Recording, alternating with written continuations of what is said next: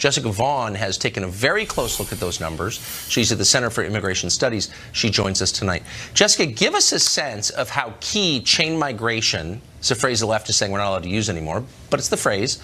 How central is that to our immigration patterns? Well, it makes up more than half of all legal immigration today. So most. Right, it is. It's most of immigration, and it's the fastest growing part of immigration because certain categories of chain migration are not limited, like some of the family preferences. For example, the parents of U.S. citizens come in unlimited numbers with no waiting period. So there are more and more of them coming every year. And we've actually been able to trace the pattern of immigration from certain countries where it started off with, say, the lottery as being one of the main forms of immigration, and then over time, chain migration starts to dwarf any other kind of immigration.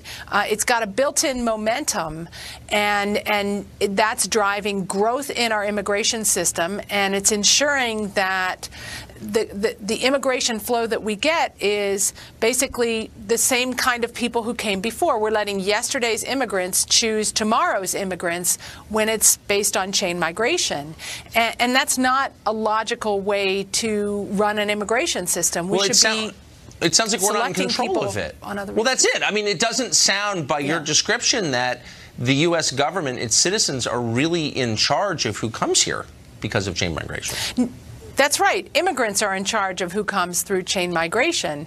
And that's how we've seen, particularly when you have the lottery driving a lot of new chain migration. We have countries from all over the world that previously didn't send many immigrants. And eventually, chain migration exponentially increases the numbers, and it develops a life of its own in a way, and momentum of its own.